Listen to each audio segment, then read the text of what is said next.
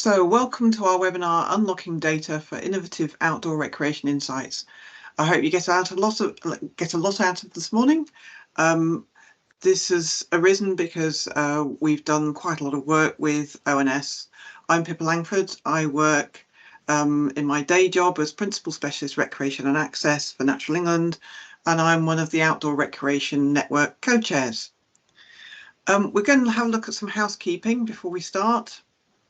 So please, to help bandwidth, please could you turn your cameras and microphones off. There will be an opportunity later for members to ask questions, and we might turn microphones and cameras on then. The event is being recorded and will be made available online after the event. If you don't wish to appear on the screen, please keep your camera turned off. Please make comments and ask questions using the chat pane function.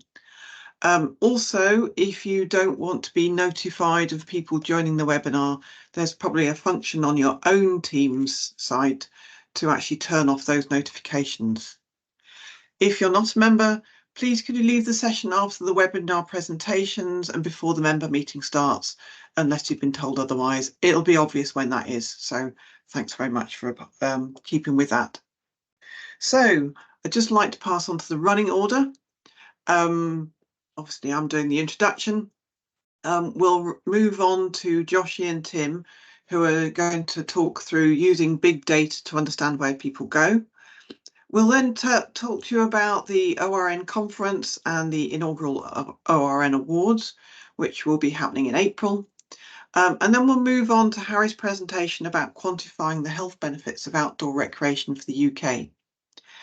At noon, we'll close the webinar, but the member meeting will stay open for another 45 minutes, and there'll be the opportunity to ask questions, learn a bit more about the conference, and if any members have any updates, it would be really good to hear from you as well. So what I'd like to do is pass over to Joshi and Tim. Joshi works at the Office for National Statistics, and Tim Ashelford works at DEFRA as the data lead for DEFRA. So Joshi is going to share his slides. So this might be where we have a slight hiccup. We have rehearsed this, but of course, hopefully Joshi will be able to share his slides. I think Harry might need to stop sharing in order for Joshi to do his. Joshi, you're okay to share your slides? Yeah, I'm just trying to find the right window. Whilst you're just doing that, Chris York, if you could just turn your camera off because we're seeing you. You might not be aware that we're seeing you. Thanks very much. We're not quite seeing the slides. We're seeing the PowerPoint. There we are. Great. I'll hand over to you, Joshi and Tim. Thanks very much. Thank you, Pippa, for giving us this opportunity. So yes, I think Tim will kick off and then I'll join in as well. So let me know, Tim, when you want me to change slides. Yeah, sure. Thanks, Joshi. Yeah, hi, everybody. So yeah, it's Tim Ashelford, as Pippa mentioned. So I'm from DEFRA and been working on this collaboration with Joshi and his colleagues at the ONS, and also Pippa at Natural England as well, has been heavily involved in this work. So it's been a real joint effort and really pleased to be sharing everything with you. If you go on to the next slide, please, Joshi. Yeah, so Joshi's done all the really hard work and on his side and the exciting stuff, which we'll come to pretty quickly actually, but just thought that people might be sort of interested a little bit in the sort of, the policy background, what's sort of driving us to try and generate some more data about outdoor recreation and visits to nature. So you're probably aware that, or those members that are from England anyway are probably aware that DEFRA's had an environmental improvement plan that came out about a year ago, and this had quite a focus on the benefits of people engaging with nature. And to recognise this, the government made a new commitment that everyone wanted to work towards a position where everyone should live within 15 minutes of blue or green space. And that's been really positive. I think that's helped raise the profile of the whole access to green space issue. And there's when the slides are shared, you'll be able to follow this link through. But if you click on the link that's in there, that'll actually take you to details about a new statistic in development, which is going to be around the numbers of people who actually do have access to green space. So that's been done through a sort of big analytical piece of work. So we know where the rights of way and the paths and the roads are. We know where the green space is, and we know where people live. Obviously, when you get down to the local level, some of the data isn't super accurate, but at the sort of big picture level, I think this works. And we've done a big analysis. So we worked out for every household exactly where they have to travel on foot to get to that green space, and the statistics will be released on the 12th of March. So that will be interesting to see. Just a reminder as well about PIPA's organisation, Natural England. I mean, that one of their main purposes is around enhancing nature and getting people to spend more time in nature. And of course, we've got new work in England around the King Charles III coastal path. So that's 2,700 miles. And there's also work that Natural England are doing, putting the new coast to coast route in. And then there's various schemes, initiatives that DEFRA's got to support land managers and owners to make their land more accessible to the public.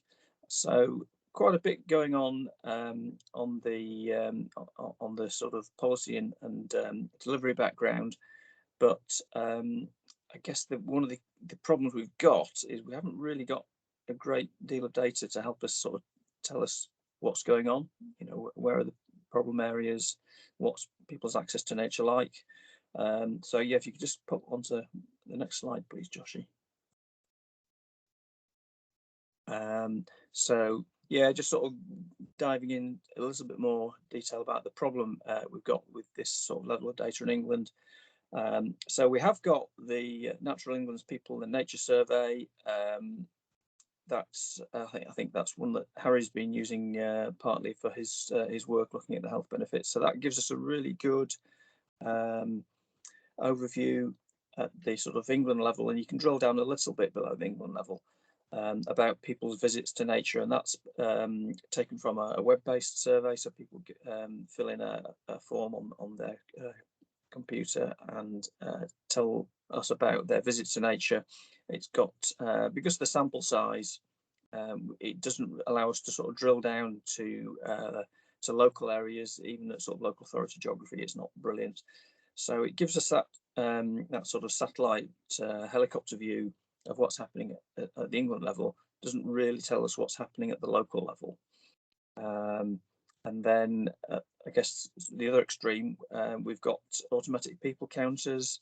Natural England's got a network of those which we've been using in the project, and they're great for giving us a really detailed view about what's happening on a particular footpath, but they're quite expensive to install and maintain, and they don't really tell us about what's happening, you know, in other footpaths around that area. And then another source of data that we've been interested in is all the data that comes from our mobile phones that we nearly all carry around these days. And there's both apps on your phone which will sort of track you if you give it permission. There's quite a bit of data around those, but it's not really quite clear how those apps expand the data to make it representative of the general population, and that's a bit of a black box, a bit unclear. And then you can go and speak to your sort of Vodafones and O2s and those sort of companies. And there you have data from, they can tell roughly where you are from the sort of phone mast network. And that data isn't as sort of spatially accurate as the app-based data, but it gives us some insights. It's also pretty expensive. And then the last one which we've been really interested in looking at is Strava Metro. So you're probably all familiar with Strava. What Strava does is they also sort of like a corporate social responsibility output.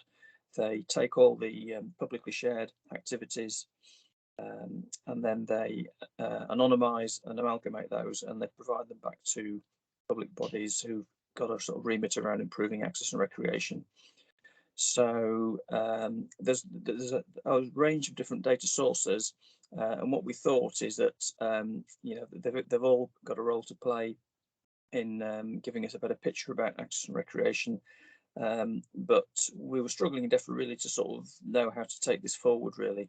And then we then set up the collaboration with the ONS, with the Data Science Campus, to try and bring all this together and their expertise in. And I think that sort of tees me up nicely for passing over to Joshi. Thank you, Tim. Yes, so I think as Tim laid down the foundations quite nicely, so I think one of the sort of motivations for us was to kind of explore, in collaboration with DEFRA and colleagues, what are the alternative data sources available which can be accessed easily and sort of can be utilized in building a machine learning sort of pipeline to produce more granular estimates, both at a temporal and spatial scale. I think more sort of generally, I think big data is now increasingly seen as a useful sort of tool for decision making. But of course, it doesn't quite sort of in the same spirit that traditional survey data or admin data will never be replaced. It's probably more of a case of data consolidation and model triangulation, which we believe is a sort of a sort of a sweet spot where one should sit in order to make sure that the data is sort of representative enough and is easily and accessible on a large spatial and temporal scale. And but at the same time, there are sort of means available to sort of validate the findings through independent data streams as well. In our pursuit for this particular investigation, as Tim said, we have been looking in this working on this project for over a year now, nearly a year and a half, I guess. There were two sort of stages to it. One, of course, was kind of identification of relevant data sets to understand people's engagement with nature. And second was, of course, to look into data science sort of methods to estimate visitation counts. And we are really grateful to Pippa and colleagues as well to provide us, who helped us in great detail to by providing domain knowledge in specifically in step one of this approach. Yes. So I think I'm going to sort of first come to the data and the model part, and then probably provide some outputs from where we are. So in the process, in the identification of step one for this two-stage process, we identified a range of static and dynamic sources. For dynamic, by definition, it has got a temporal segment to it, and static is they don't necessarily change on the time scale that we are interested in. There were two main sort of dynamic features that we explored. One was the Strava metadata, as Tim said earlier, which was the main sort of a data feed for us to give us on a fairly granular scale the activities as recorded by Strava users, including run, hike, walking. There was also a section available to record bike activities, but we haven't looked into that aspect yet. And the other dynamic feature was the weather data. Specifically, we looked into temperature, daily average temperature, for example. When it comes to static features, we used socioeconomic demographic features from the latest census, green and accessible green and blue spaces, data set provided by DEFRA, points of interest features from OpenStreetMap, and a few other features such as rural and urban classification and land habitat features, again provided by DEFRA. All of this, the main sort of thing for us was if not all, I think most of them are kind of freely, openly accessible. The ones which are sort of, let's say, quote unquote, not openly available, all what needs to do is one needs to just kind of maybe put an application in, for example, in the case of Strava Metro. And once you have good reasons to access the data, they're more than willing to share the data with us. So that was sort of main spirit, kind of motivation for us to kind of look into alternative data sources which can be accessed freely and openly. And reproducibility is the sort of main thing for us in this case. In terms of the second stage of the process, identifying sort of the sort of machine learning or building machine learning model for it, there was a sort of a kind of summarize that in that process in that flow chart at the bottom of the slide. So there was multiple stages to it, data curation, of course, from multiple data providers, which provided the on-the-ground visitation count data to us.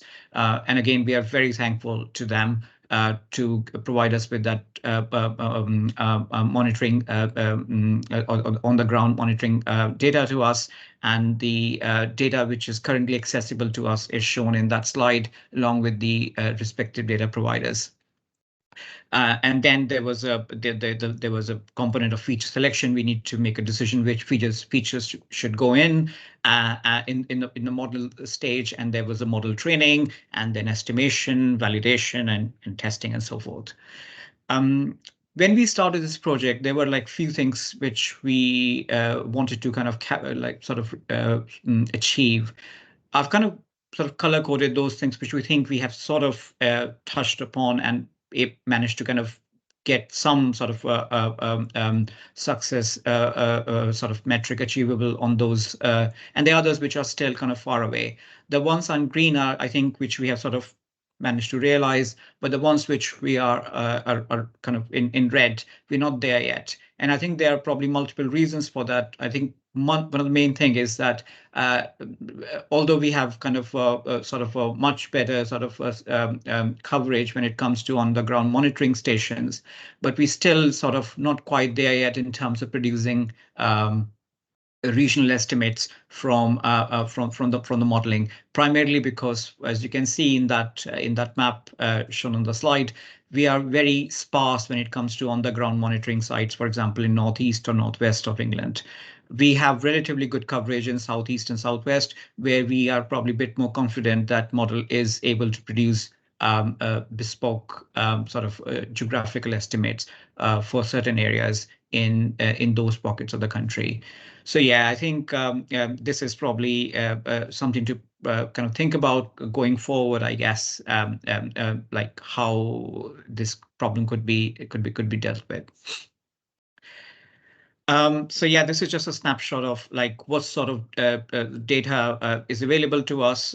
So as you can see, the data from multiple data providers, which is the people count from the on-the-ground monitoring stations, is shown here, split by different data providers. As you can see, the data starts from 2020 onwards, and it's for a few years available, as most recently, I think, some point middle of last year as well.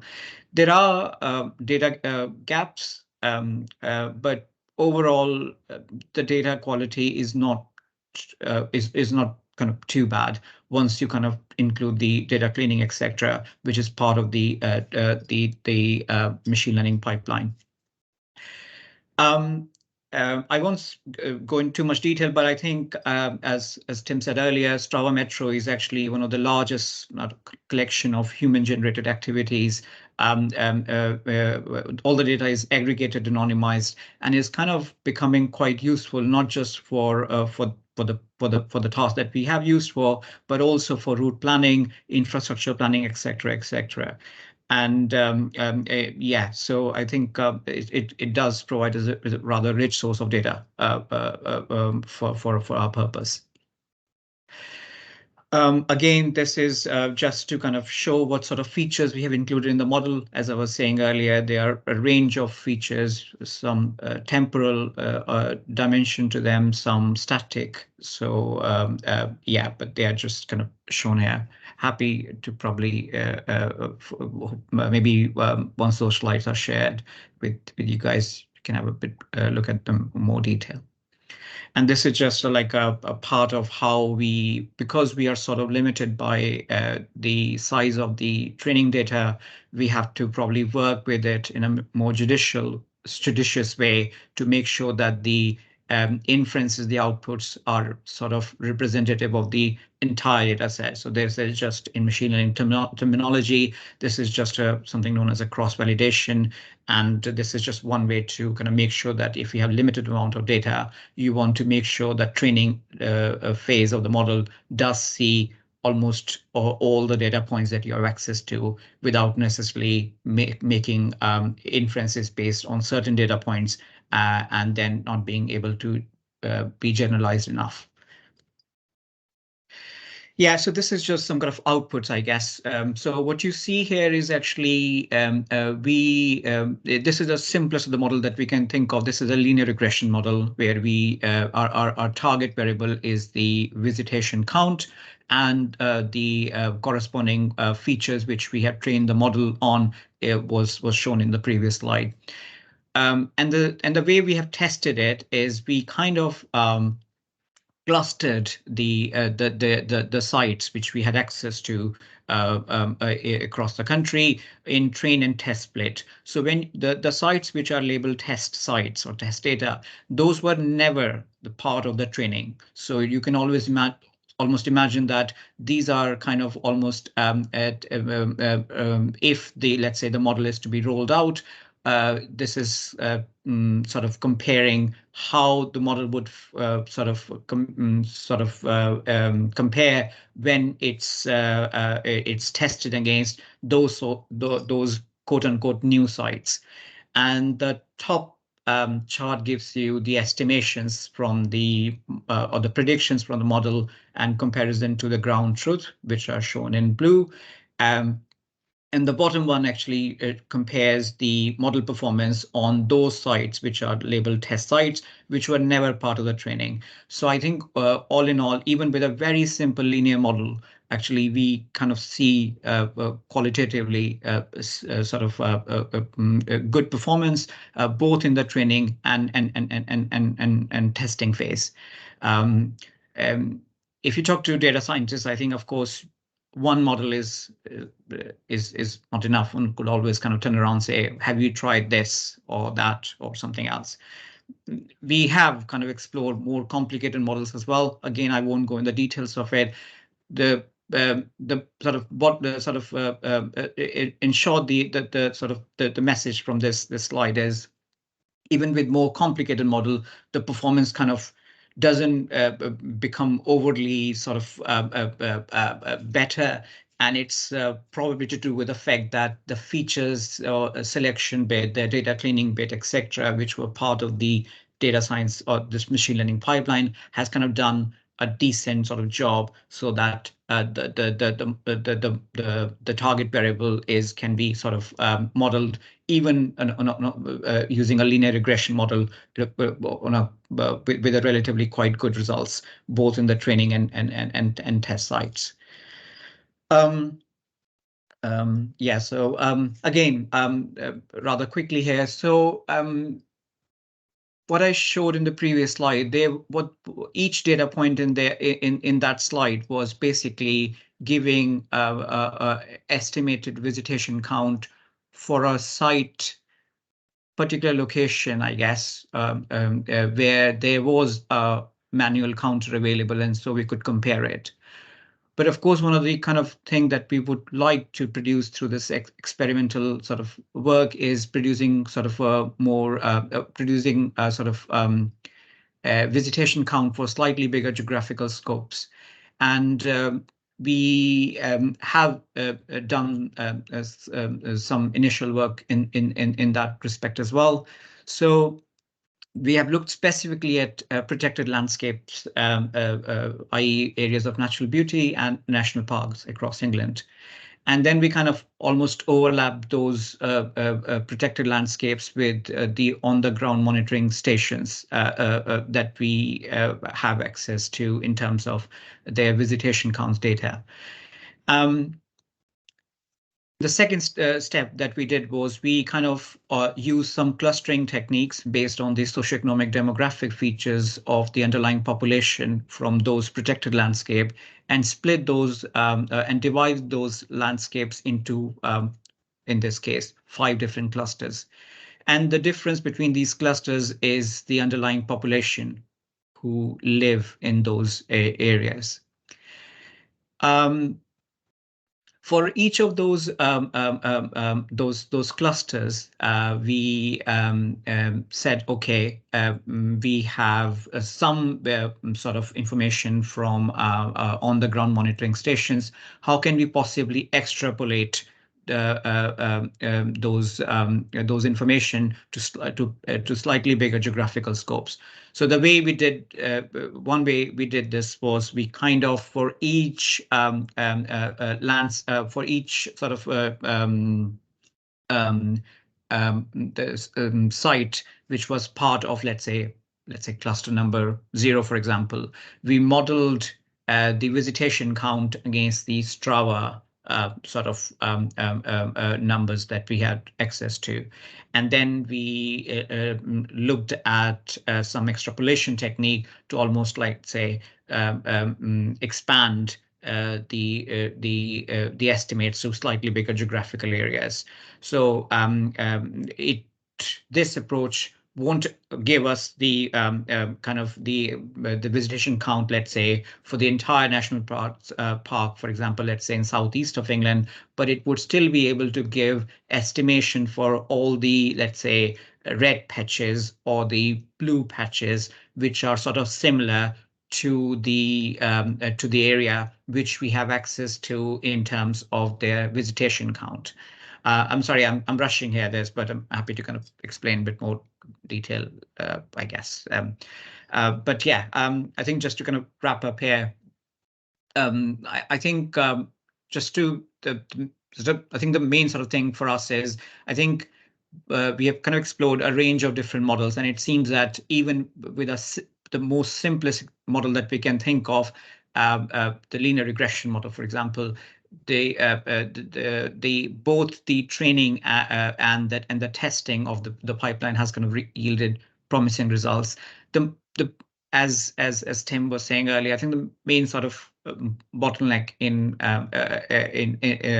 this sort of experimentation is lack of good quality training data. If we don't have good enough spatial coverage when it comes to on the ground monitoring station, it would be very difficult for us to kind of produce estimates for those pockets in the country. Something which we haven't quite done yet, but we would like to do, is to potentially validate this with maybe people in nature survey using population weightage, if possible. Again, something maybe going forward. Again, we have started some initial discussions around this particular area, but we don't have any information on visitors' attributes, i.e. where do these people come from? And this is where maybe looking into data sources like mobile phone data would be quite useful. And yeah, something we have started thinking about, I guess. And I guess plan is to make this all of this work openly available, both the code and a technical write-up. And yeah, I think that's all from us, but we're happy to take any comments, questions that you have. Great. Thanks very much, Tim and Joshi. There has been an immense amount of work behind this, so thank you very much for that and for the presentation today. There were quite a few questions in the chat, and I can probably run through the answers very quickly, because otherwise you're going to have to read all the questions. Somebody asked, aren't you using Strava, which is biased? And the answer is, yeah, that's what the modeling's about, is to take out the bias, so that yes, you're using it as a data source, but using the model to take out the bias. Somebody asked if we'd looked at some other sources, mentioned one, and yes, we have. We've looked at that one and quite a few others, and we've we think they've got lovely front ends and they all look very nice, but we're concerned about what's inside their black box because they're not telling us what's in their black box. So we don't know how they're going from raw data to what they're presenting. So we've had a go and we've compared some of their stuff, and we're a bit cautious about using them because whilst it might look quite impressive, we're not quite sure it's that robust. We are noting that lots of government bodies want robust data. So what we're doing in the next stage of the project is hopefully working with Government's Geospatial Commission to explore data that they can access, because we're interested in how many government bodies want this sort of data. Because we're also concerned that people are buying this sort of data all sorts of places, when if there might be a better model to buy it centrally and have a centrally produced model that people can use, and a centrally produced sort of data dashboard that you can all go and use and interrogate. So we're having a look at that and seeing if that's possible.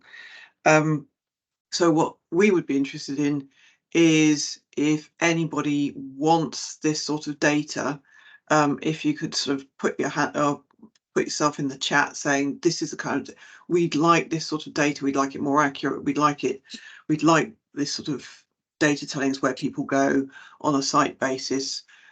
Please put your contact details in the chat, because we'd be very interested in knowing about you. If anybody has any people counters, Tim has put that in the chat too. Please send him your contact Tim, because yes, we are very interested in having more people counter data. That would be great. And are we looking for opportunities to install people counters nationally?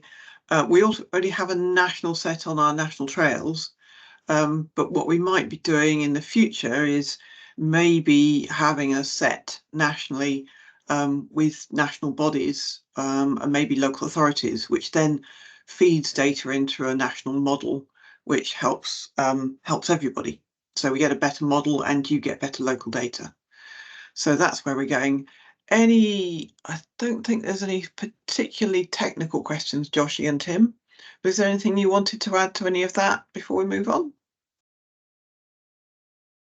No, I think that's, yeah, I think it's been, yeah, as you kind of pointed out, Pippa, it's been a lot of work has gone behind, I guess, especially a lot from your end as well, in ensuring that we do capture the domain knowledge aspect of this. So thank you again for helping us on this. Yes, and yes, of course, very grateful if anyone has got any people counter data that they think would be useful for our purpose. Thank you. Great. And there's a chance for a bit more discussion later on, is that right? Yes, there is. Yes. Yeah. Yeah, I think there's definitely some of these questions would be worth digging in a bit more detail than just a quick. I've tried to give quick one-liners, but the questions justify a bit more. So yeah, I'm around later on for that. Great, thanks very much. And yes, we'll provide links to the papers that have already been done. Dare I say, even the light version is a bit of a challenge. So yes, get a strong cup of coffee before you read them, unless you're a fab person with data and formulae. So moving along, I just wanted to take a moment before we move on to the next presentation to mention our Outdoor Recreation Network conference in April, Navigating Outdoor Recreation with Insights.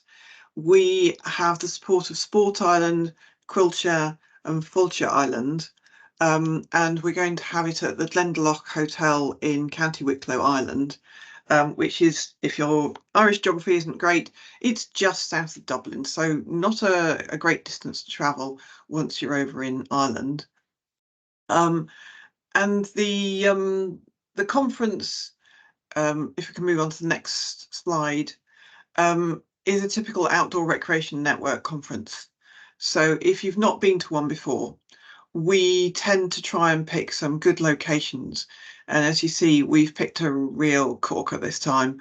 We'll be staying in the Glendalough Hotel and visiting the Avondale Forest site, which I can't wait. I'm really looking forward to it. It's on day 2 that we'll be going around that. And if we can move to the next slide, if that's whetted your appetite enough for what we're going to be, the place where we're going to be. This is a typical Outdoor Recreation Network conference. We have lots of smaller networking events, opportunity to do things outside, and this is in Wales, and the sun was shining for a whole 2 or 3 days in Snowdonia. So you get a chance to go outside, network with colleagues, do sessions, practical sessions, talk to real people about their experiences, meet a lot of people who are facing similar issues, and do workshop sessions and learn an awful lot about the topics which are really important to you. So, and we also do some social stuff, of course. So, you know, a little bit of wild swimming in Wales, not sure it'll be wild swimming in Ireland, and a chance to see the sunset. And we usually have a great social event, a ceilidh or something like that. I'm looking forward to it in Ireland. It should be great. So the programme is over 2 days. If we can move on to the programme, Harry. The first day, oh, we're going back to the pictures. Whoops, Harry, thank you. Now, day 1, navigating the future with data-driven confidence. We are going to get a minister from the Irish government to do the opening remarks, setting the bar high for any other future conferences. You know, you're going to have to roll your minister in for opening remarks. And then we're going to have a look at mapping. We're going to look at data insights. We're going to look at all sorts of different sorts of data. We'll do some quick fire presentations, and we will do some optional outdoor activities. And just to note, there will be a coach pickup from centre of Dublin, Dublin Port and Dublin Airport to the conference location. So no need to organise travel. It'll be very simple. All you need to do is get yourself over the other side of the Irish Sea if you're travelling from the UK. And day 2, we split into 2 groups on day 2. Harry, if you can move on. We split into 2 groups. One half goes off to Avondale and has a great time exploring that walkway in the trees, and you go to the top of the tower, and if you've got the courage, you get on the slide and whiz all the way back down, or if you are like me and don't really like whizzing down to earth very quickly, might take a leisurely journey, or I might summon up my courage and get on the slide. You have to see. So everybody gets a chance to do that walkway in Avondale.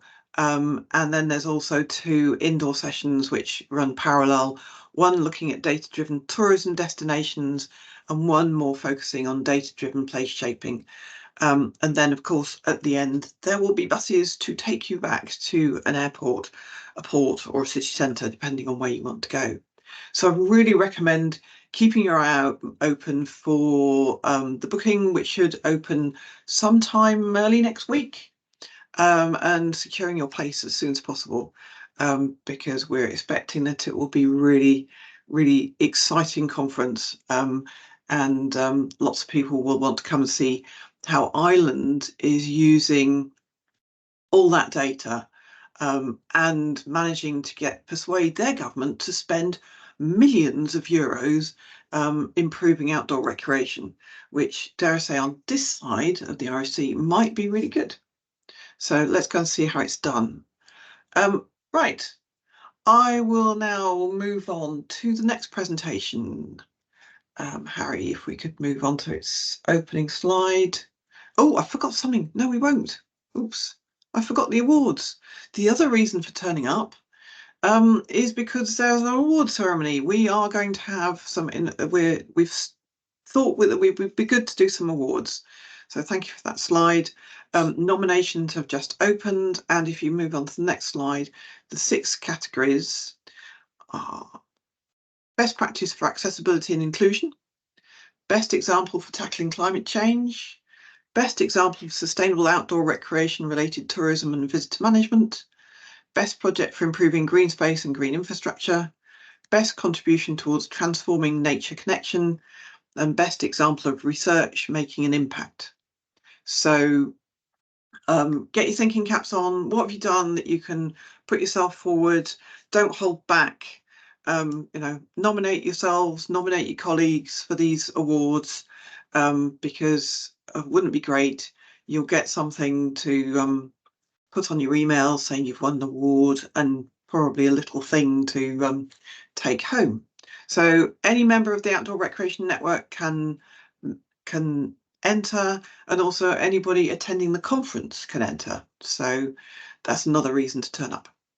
Great. I will now pass over to Harry, who's going to talk us through the health data.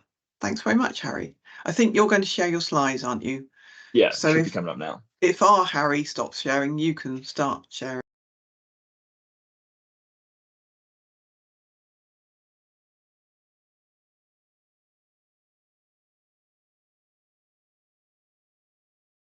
Cool.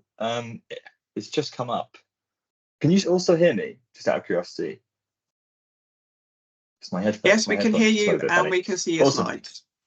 Thanks. Fantastic. Cool. All right. So yeah, hello everybody. My name is Harry Davis. I'm from the Office of National Statistics. And today I'm going to be talking a bit about how we've come up with some estimates of the health benefits from recreation in our natural capital account. And this is a piece of work done nearly 2 years ago now by myself and my colleague Nirav Nayi. So I want to talk a bit about how we came up with the estimates, but also how we use recreation data and kind of engagement with outdoor data to actually come up with these estimates. And I wanted to start at the very beginning and give some context. So the Office for National Statistics is obviously known for one of its big outputs being GDP, which captures the values of goods and services that are produced within the economy. But we're more realizing that GDP is actually only part of the picture. And there's this upcoming agenda of the Beyond GDP, which is an initiative about developing indicators that are as clear and appealing as GDP, but more inclusive of environmental and social aspects of progress. Essentially, what this means is GDP just looks at economic capital, but there's also human and social capital, which is kind of the skills, knowledge, and experience of the UK workforce. And then also natural capital, the area that I'm interested in, which looks at kind of the value and contribution of nature to us as a society. So we're going to look at one of our recent developments in the natural capital team about estimating health benefits to see how it kind of fits into this wider picture of Beyond GDP work. But first, natural capital accounting estimates the current value of natural wealth and what it could provide for future generations. And we kind of split our natural capital into types of services. And we say each service, known as an ecosystem service, helps us to estimate the value that nature provides to us as a society. And there's three categories of these services. One, provisioning, which looks at products that are derived from nature, such as food and water.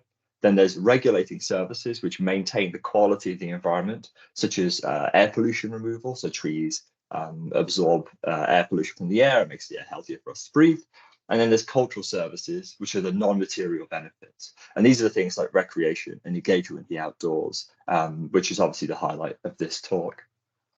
But I guess the main kind of point here is that we are trying to do our best to estimate the value that nature provides to us as a society, but most of these estimates aren't actually included within GDP, and none of them are really highlighted at all. So part of our work is to try and improve that and increase the awareness of natural capital and the value of nature.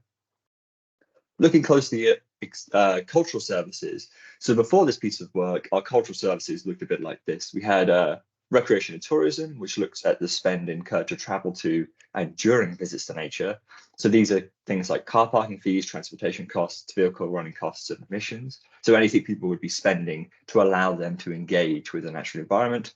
And then we also had house prices, which is the additional expenditure on houses that are near to green and blue spaces.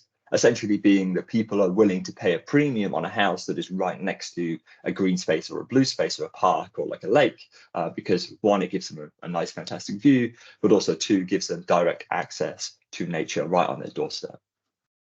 So these are quite good at capturing people's like visits to nature, but they don't capture some of the benefits actually gained from frequent visitation of nature itself. And over time, what we've seen is that there's more and more literature that shows a link between improved health and spending time in nature. So those who spend time in nature find that they have higher energy, they're less stressed, less anxious, and feel generally less depressed also. So our piece of work here was, how do we kind of take this relationship and quantify it to understand how many people are gaining health benefits from nature, but also the monetary value of that. So how much are those benefits worth to us in terms of like economic terms? And to quantify this relationship, we kind of built on the work of White and others, which analysed 10 years worth of Natural England's monitored engagement with the Natural Environment Survey. And what they found was that those who spent 120 minutes or more in nature per week were statistically more likely to report higher self-reported general health scores. And this became the real kind of foundation of our work. So White and others realized that there was kind of a statistically significant link between time spent in nature and someone's health and well-being. What we wanted to do, again, was to quantify that and come up with actual estimates of the numbers.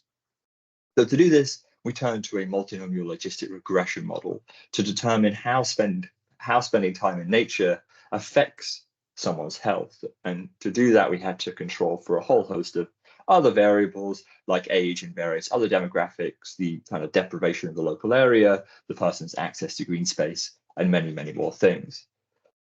When you run the model, what you get is something a bit like this, which produces the probability of an individual person reporting the different levels of general health. So in the monitoring engagement with the Natural Environment Survey, someone can report their health being very good, good, average, poor, and very poor. So the model has taken the characteristics of individuals, and from that has produced a probability of that individual reporting all 5 of these different health scores. And you can see for this individual here, the model predicts that this person would have a health score, or they would state their own health score as being average, so number 3. And that's because, you know, the bar in the middle that is the highest probability, and the model is assigned the highest probability to that specific score. What we can do is we can look at the model in 2 different ways. We can look at the model when the person hasn't spent any time in nature, and we can look at the model when they have spent time in nature. So we can extract the time spent in nature variable and then add it back in and see how that changes the probabilities. So the darker blue one here is time without the time spent in nature variable, and the lighter blue is with the time spent in nature variable. And what we see quite fundamentally is that there's a shift in terms of the probability, where the lower health scores, such as average, poor, and very poor, the probability is reduced when the time spent in nature variable is added, and the higher scores, such as very good and good, see quite a bump in probability. So for this individual, they're still most likely to state an average health score of 3 average, but the probability is starting to lean higher, and you know, there's more probability leaning towards the higher health scores there. And this is a great step in it, but what we need to do next is to determine a figure, a monetary value that we can assign to someone's health. Unfortunately, we could fall on the back of the work of many others who look at quality adjusted life years.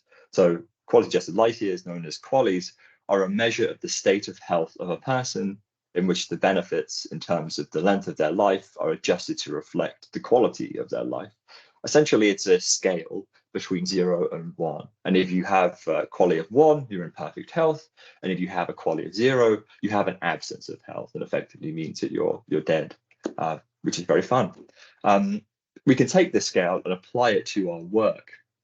And many others have come up with a monetary estimate of this value, and the being £13,000 in 2008 prices, which essentially looks at the value the NHS would pay to generate 1 QALY for someone's life. So for us, this £13,000 value becomes an avoided health cost.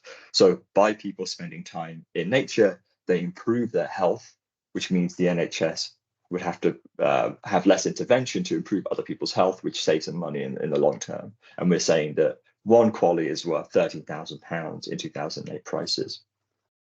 The next thing to do is to take our probabilities and map this scale of 0 to 1 to it, to start kind of actually coming up with some values and some estimates. And that's what you see on this slide here, which is not the nicest chart to look at, but we'll take it kind of one column at a time. So on the left, we can see our health score, which ranges from very poor all the way to very good. The second column, we can see the equivalent QALY score. So what we've done is we've assigned a QALY score to the self-reported health score, which very good being a QALY score of 1, and then it goes down in 0.2 increments all the way to very poor being 0.2. And then, a 1 again would be an absence of health, right below very poor. Again, we can have a look at the modeled probability without time spent in nature and with time spent in nature. If we first look at without, what we do is to get a weighted QALY score, we apply our equivalence QALY for each health score to the model probability. So here we're timesing 0.2 by 4.2% to get a weighted QALY of 0.008. And we can then sum that weighted QALY up for our 5 health scores to get a predicted QALY for that individual. So we can see for this individual, when without the time spent in nature variable, the model is predicting they have a QALY score of 0.609, which makes sense given that the probability of them scoring average is just above 50%. Again, we can do this with the time spent in nature variable, where you see that the model probability is changed and there's higher probability assigned to good and very good, which then changes the weighted QALYs and therefore changes the predicted QALY. So we can see that the with time spent in nature variable predicts a QALY value of 0.644 for this individual, being then therefore the net difference between these two we could attribute to the benefit that nature provides, which is then 0.035 of a QALY. So this model is very good at the individual basis for determining the net benefit of nature for individuals. However, the model itself requires quite a large amount of data and different variables, and unfortunately can't be applied on an individual basis. So we ran the model on about 20,000 individuals over the period of 10 years, but unfortunately we can't apply this model to every individual using future recreation surveys. So instead, we have to come up with some sort of weighted average that looks at the entire model as a whole and all 20,000 people and comes up with the average improvement of someone's health by spending time in nature. And that's what we can see here, where on average, across that sample of 20,000 people over 10 years, we see that there's an improvement of 0.02 QALYs, which is the equivalent to £365 per person. And that's if they spend 120 minutes or more in nature each week for a full year, their QALY score will rise by 0.02, and that is the equivalent of £356. The great thing about this average is it can easily be applied to loads of yearly engagement with nature surveys, such as the Historic Meany and the New People in Nature Survey, National Survey for Wales, Scotland's People in Nature Survey, and POMNI as well for Northern Ireland. So we can apply very easily this data to those surveys by analysing who is spending 120 minutes or more in nature and who isn't. The caveat of this model, there's many of them because it's some sort of weighted average score. The first being that the base data is only data for England, so Meany only covers the English population, so therefore the model has only been run on English data, yet we're still applying it to data for the other nations like Wales, Scotland, and Northern Ireland. Secondly, it creates an average for all demographics. So in reality, what you'd expect to see is a different QALY score and a different improvement to people's health, depending on a range of their kind of own demographics, like age and sex and all those other kind of things. And at the moment, the model is just one generalized blanket approach for every single individual.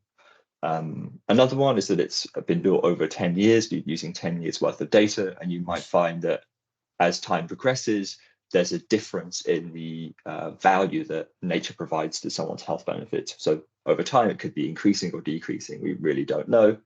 And then finally, all of nature provides the same benefit. So no matter what type of green or blue space you're going to, we're saying that you gain the same benefit. You just need to spend 120 minutes or more in nature. And again, we don't know if that is true or not, but it's just one blanket approach.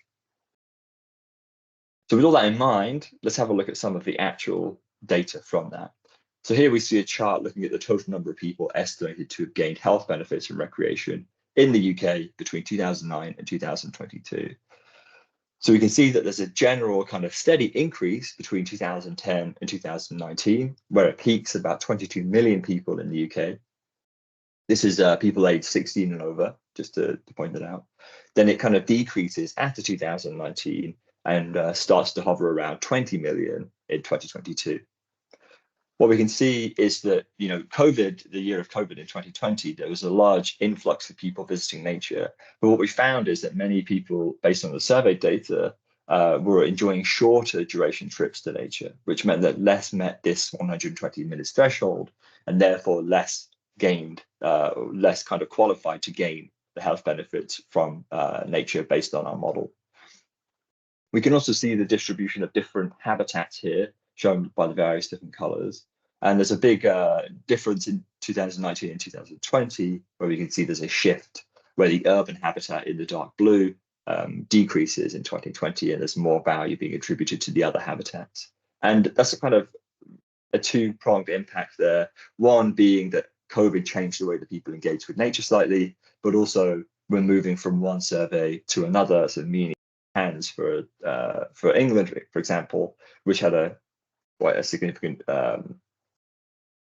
impact on the way that the data looks now, I guess. So you see that redistribution. In terms of the monetary value, so the annual value of those health benefits, we can see that it tells a very much the exact same story in terms of the trend, where currently in 2022 there's about £7 billion worth of annual value. So we're saying that the NHS avoided health costs from people gaining health benefits from nature were £7 billion in 2022 in 2022 prices. What we can also see is that value split up by the different 4 nations, where England has the largest value, which makes a lot of sense because this is heavily weighted towards population sizes. So the more people who can gain benefits, obviously the higher the annual value is going to be. And finally, the blue line there shows the percentage of the UK population who gained health benefits from nature. So again, this looks at the percentage of people who could, so those 16 and over, and shows you essentially that in 2019, about 40% of the UK population were gaining health benefits, which dipped down to about 36% in 2022. One of the other things we look at with our natural capital accounts is the asset value, which is the long-term potential of that resource to provide benefits to humans. So not only can we value people gaining health benefits from recreation today and in this current year, but we can value the future benefits that are going to be provided and then discount them back to the present using Green Book discount rates. So we look 100 years in the future, we look at the benefit 100 years in the future, discount that back to today's prices to understand what's the value of that 100 years of benefit today to get an estimate of the asset value, which for health benefits and recreation is about £445 billion, again, over that 100-year lifetime. And this has helped to improve our estimate of the total value of nature, so our total natural capital accounts asset value, from 1.1 trillion to about 1.5 trillion. So a huge kind of increase due to the addition of this service and the addition of, knowing that people gain health benefits from nature. It's worth pointing out that this 1.5 trillion is a relatively conservative estimate in terms of it doesn't include all of the services that nature provides to us as a society, but just the ones that we've been able to measure so far. And also the 445 billion asset value and the £7 billion annual value in 2022 is also a conservative estimate that which accounts for a mixture of both kind of physical and mental health benefits.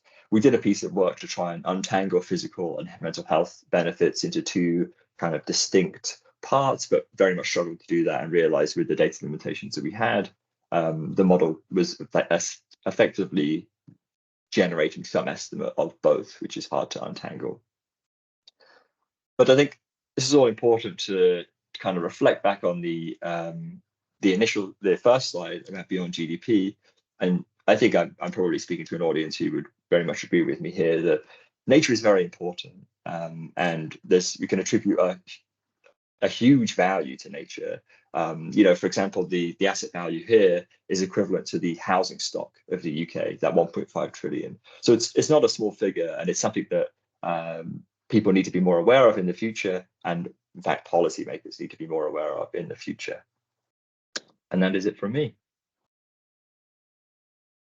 Thanks very much, Harry. And that's a wonderful number to end on.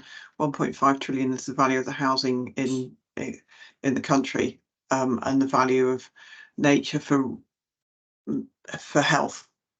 It's not the rest of the value, it's just the value for health. And you think, oh no, it is all of the value. All the value. All of the value, yeah. The 445 billion is the value for health, which is still a significant proportion of that 1.5 trillion. So 445 billion. I can tell you that almost everybody in this call would be saying something along the lines of, so why can't we have a bit more resource to help manage it better? I agree. This is it. This is why we try and do this work, is to really highlight the value of nature. So yes, and to sort of just do a slightly better job. We could, just take a fraction of that value and do even more, and probably get more people out and increase the value that we're getting from it. Yeah. Yes. Exactly. Yeah, wouldn't that be great? We've reached the end of the time for the webinar. We will be moving into the member meeting, so if the presenters could stay on, that would be really useful. But I would just like to say thank you very much to our presenters for that. I noticed that Elizabeth has posted a link to the feedback form in the chat.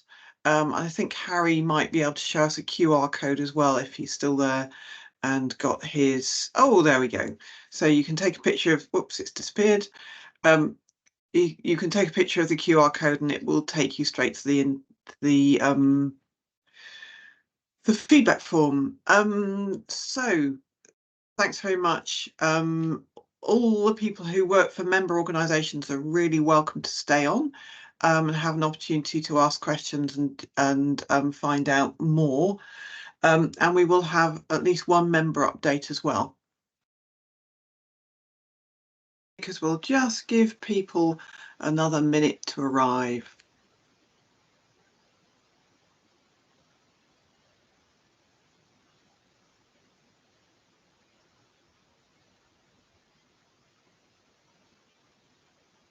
Okay, I think we'll make a start. Harry, if we could have the next slide.